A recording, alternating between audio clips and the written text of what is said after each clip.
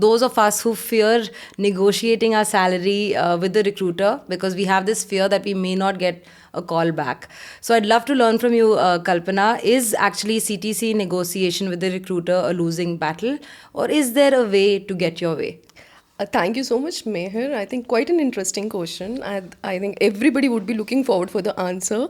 So let me not give you a straightforward answer, because there is not a straightforward answer, yes or no. It totally depends on the situation and the candidates and the company and so many things to name about. So first, what I could suggest is develop the confidence within you. You must have the potential. The candidate must have the confidence to negotiate with the recruiter. So every recruiter has a budget in their mind. Yeah. So would that be X amount, X plus amount? So now for a candidate, that's a tip. They must ask, first of all, to the recruiter that how much is the budget for this particular position. And let me tell you, I eat, breathe, and sleep recruiting candidates or interviewing candidates. So I know they will never ever tell you the exact number, but there is a tip.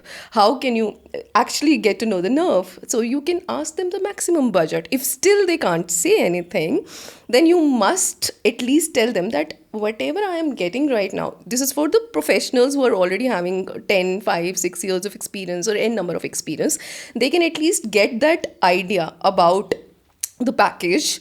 Then I don't think it will be a losing battle. And if you can show your worth to the potential employer, then definitely it's not a losing battle, because I know there are employers who are ready to pay whatever you want. However, you must be able to create that interest within you. Like, so if you're interviewing, if you've been interviewed, then the recruiter must be impressed with your candidature. And how they would be impressed?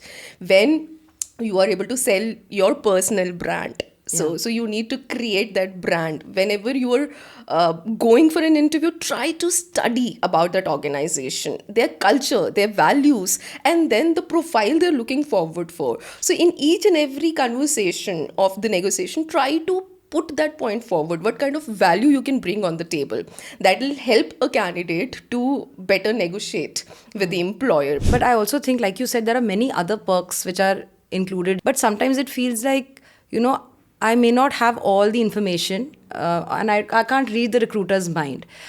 So we don't know what the recruiter is thinking and how much would they be willing to offer. So is there some way to actually know that? Like you said, do research and find out, etc. How do we actually get to know what the recruiter may be thinking in that? So you can go to Glassdoor, you can go to PayScale, you can go to even Naukri.com. The job profiles, when they mention at most of the job profiles, they do mention about the salary range. Like this is the minimum, this is the maximum salary range. But there are websites, and then most importantly, if you know someone from that organization, try to understand like what's the salary benchmark that particular organization has. Otherwise, try to do your own research from different tools. The moment you will type on Google, you will get to know 10 sites which will give you exact number. So if somebody is really interested to know that how much is the maximum or minimum salary for my experience, for my job profile, they can do a proper research on the website, be it Glassdoor, be it PayScale, be it Naukri, be it any for that matter.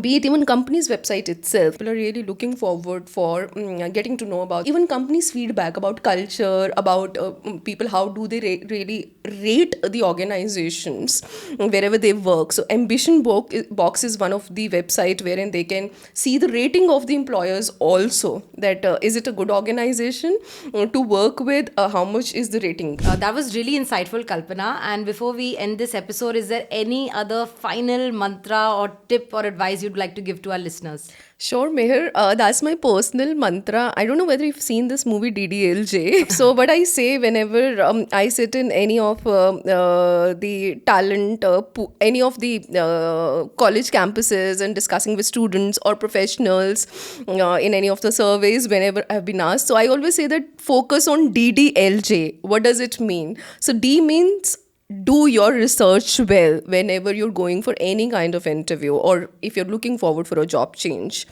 Develop your personal brand. The another D stands for develop your personal brand. L means let your recruiter get jealous of you, which means create that kind of an aura wherein they're eager to hire you in their organization. J means join the best culture.